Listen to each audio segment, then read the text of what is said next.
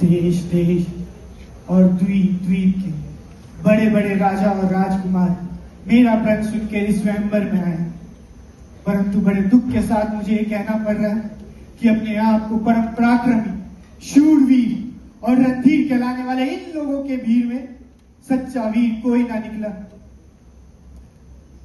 अरे सीता के स्वयंवर के लिए मैंने सिर्फ बल और पराक्रम का ही तो शुल्क रखा था, लेकिन इन शूरवीरों में से ऐसा एक भी वीर नहीं जो मूल्य भी चुका सके। अरे इस शिव धनुष को उठाना क्या, इसमें प्रत्यंचा चढ़ाना तो दूर, कोई से हिला भी ना सका। क्या वीरों ने माताओं की कोख से जन्म लेना बंद कर दिया है? क्या इस सभा में बैठे कोई भी ऐसा राजा नहीं जो इस धनुष को उठा सके? अरे आपसे ज्यादा पराक्रमी तो मेरी पुत्री सीता में है। उसने बचपन में खेल खेल में ही इस धनुष को अपने एक हाथ से ही उठा लिया था। आप लोगों के पराक्रम के किस्से तो कई सुने थे, किंतु आज देख भी लिया। लज्जा लज्जा से झुके हुए सारे सर मुझे चीख चीख के कह रहे हैं कि जनक डूब मरो, क्योंकि आज ये धरती वीरों से खाली हो गई है। बस महाराज बस, इतना लज्जाजनक और उचित बात कहने से पहले आपको यह याद नहीं आया कि इस सभा में सूर्यवंशी रघुकुल नंदन श्री राम भी बैठे हैं। महाराज जनक,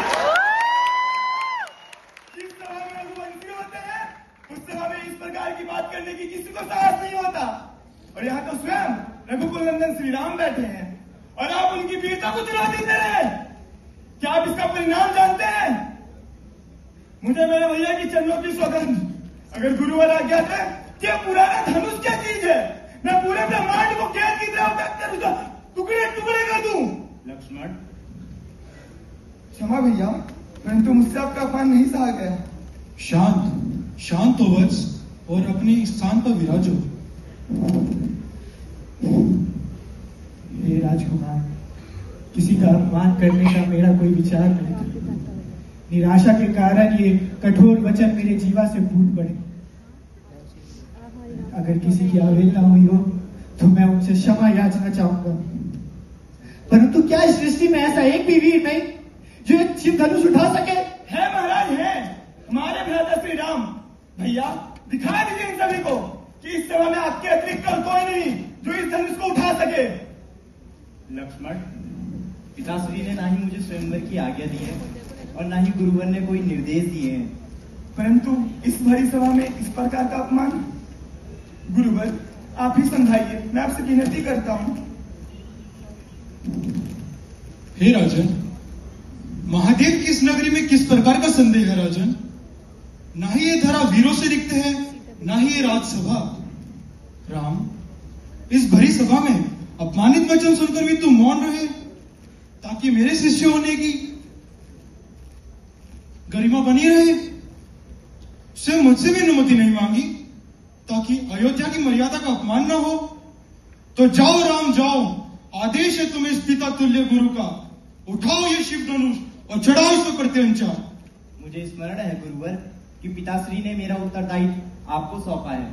आप ही मेरे माता हैं, पिता हैं, मेरे प्रभु, और आपकी आज्ञा का पालन करना मेरा प्रथम धर्म है। आज्ञा दीजिए गुरुवर। विजय हो।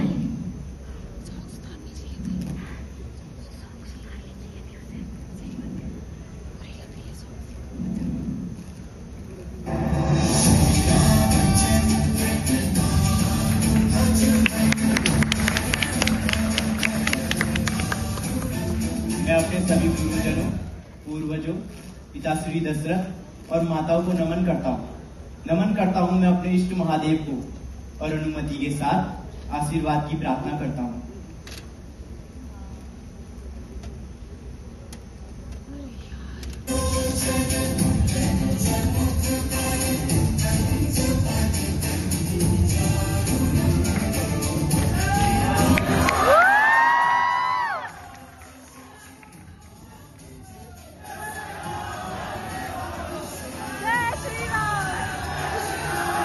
रघुकुल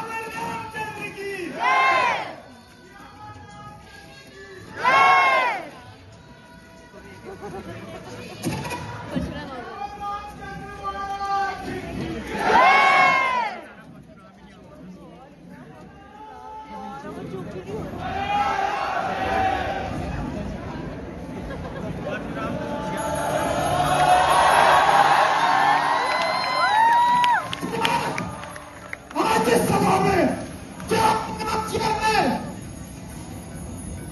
भगवान परशुराम के चरणों में मेरा प्रणाम।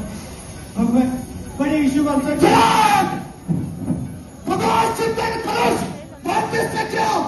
किससे आज अपनी मृत्यु को आमंत्रण दिया? कौन है वो? मेरे समक्ष आए। क्या तुम भूल गए ये धनुष किससे तुम्हें दिया गया था? मेरे समक्ष हाथ जला किसको? आज उसकी मृत्यु है। आपके प्रश्न ही समाप्त नहीं होते मुनिवर। तुम्हारा कोई उत्तर कैसे दे? इतने क्रोधित भी हैं आप। कौन है ये मूर्ख बालक? तू नहीं जानता कि मैं कौन हूँ? मुझे भली बातें ज्ञात है कि कौन है आप। क्षत्रिय कुलनाशक, बल ब्रह्मचारी, अत्यधिक कुशल भगवान परशुराम बड़े इस शुभ अवसर पर बधारे हैं प्रभु। परंतु इस शुभ अवसर पर इतना क्रोध ये तो उचित नहीं। मूर्ख!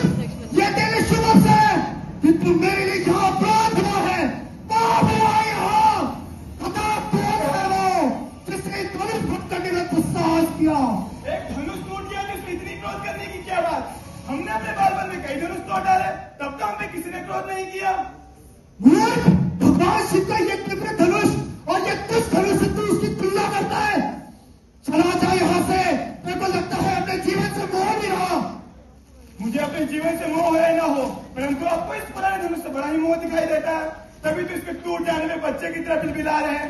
मैं अब तक तुझे एक बालक समझ के छोड़ता आया हूँ, किंतु तेरे पे अब आखिरी अवसर है। चला जा, अन्यथा मेरे इसी शस्त्र के नीचे तेरा खून समा जाएगा।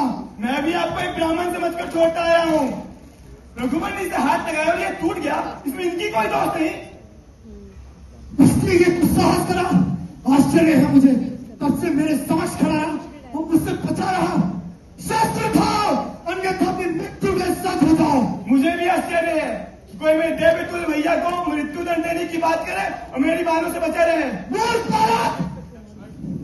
भगवान, मैं आपके चरणों में प्रणाम करता हूँ। ये दशरथ नंदन राम और लक्ष्मण है, कृपया इनको क्षमा प्रदान करें। ये मेरे समाज के योग्य नहीं रहे।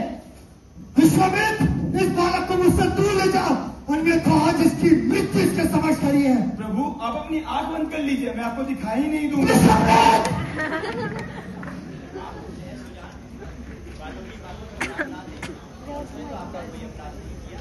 आपका अपराधी में मेरे हिसाब से ये सिर्फ धनुष हुआ है। यदि दंड देना है तुम भी कुछ कम दूर नहीं। एक तरफ तुम्हारा ये मूर्ख छोटा भाई मुझे गुस्सा दिलाने पे लगा है और मेरे साहस को चुनौती दे रहा है। दूसरी तरफ तुम विनम्रता पूर्व मुझसे न्याय कर रहे हो। यदि तुम्हारा नाम राम है तो इसका मतलब यह नहीं कि परशुराम का सामना कर लोगे। और यदि ये लगता है शस्त्र उठाओ और युद्ध करो मुझसे, मैं तुम्हें जीता जी ऐसे ही नहीं मारूंगा। और यदि साहस भूल चुके हो तो तुम्हारे पास समय तुम्हारी यही मार डालूंगा। प्रभु, यदि रण में हमें कोई ललकारे तो क्षत्रिय धर्म के अनुसार हम उससे अवश्य लड़ेंगे, चाहे वो स्वयं काल ही क्यों ना हो। परंतु रघुवंशियों का यह भी धर्म है कि वो गौ, ब्राह्मण और स्त्री पर हाथ नहीं उठाते। ब्राह्मण हमारे लिए सदा पूजनीय है और उनकी सेवा करना हमारा प्रथम धर्म है। सो प्रभु और सेवक के बीच युद्ध कैसे हो सकता है? आपकी और हमारी बराबरी कैसे हो सकती है? विप्र वंश की अस प्रभुताई अवय होई जो तुम्हें डराई। राम, राम मैं तुम्हें पहचान न सका, किंतु राम तुम जानते हो मेरे हाथ में धनुष किसका है? ये पालनहार, सृष्टि पालनहार भगवान नारायण का धनुष सारंग है। क्या तुम इससे एक टंकार छोड़ सकते हो? अवश्य प्रभु। भाई लेकिन कितना अच्छा है इनका सेकंड प्राइस। राम, इसको उस दिशा की ओर छोड़ो जिस दिशा से मेरी क्रोध की शुरुआत हुई थी। इसे उत्तर दिशा की ओर छोड़ दो।